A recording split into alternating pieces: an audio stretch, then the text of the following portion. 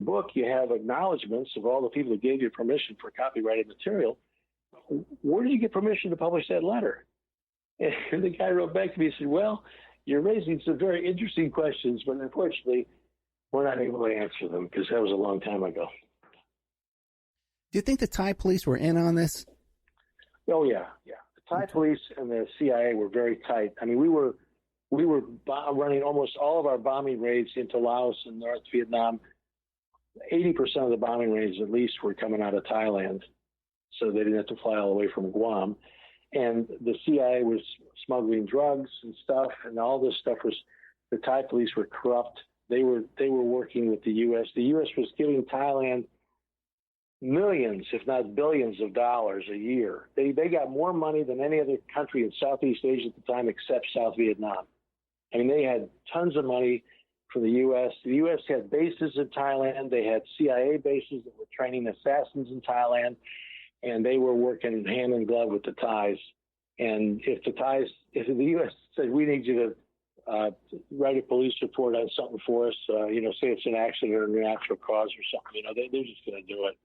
Yeah, our guest, Hugh Turley, mentions the Phoenix program. The listeners should go and check out our interview with Doug Valentine, who did a exhaustive research and a book into the Phoenix program. We actually, Casey gave him all access to all the information. He visited him at his house. He has tape recordings with Casey, hours and hours. So that's the Doug Valentine interview. Now, what about since the book's come out? Have any whistleblowers tipped you off and tried to contact you? I know the book just came out in March, but still, anything? Well, there is something, but I'm going to have to hold it close to my vest. But there is a person who has more information, and they're doing a book. Oh, and there's another book coming, and it's going to be very interesting because this person was surprised by my book and what I found, that it sort of it set off a light bulb. This person said, "Oh my goodness!"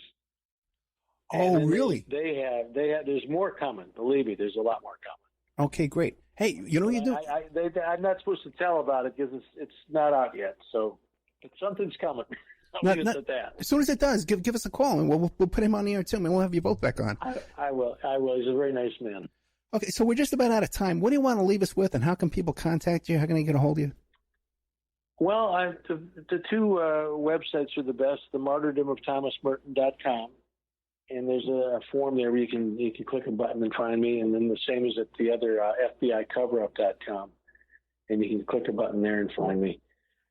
So, but thanks for having me as a guest. I encourage people to always listen to your program because I think you have things that are sometimes not reported, and it's hard to find information. So it's always nice to have programs like yours for people to get information that's hard to get. Yeah, thank you so much. Thank you so much. Hugh Turley. And if you need a magician, how can people get a hold of you if they need a magician? They got to pull a rabbit out of a hat. There is another website called turleymagic.com. And do you have a rabbit you can pull out of a hat? Do you have a rabbit? I do have a rabbit. His name is Stu, but you can't eat him. It's Rabbit Stew. Okay, that's a good one, man.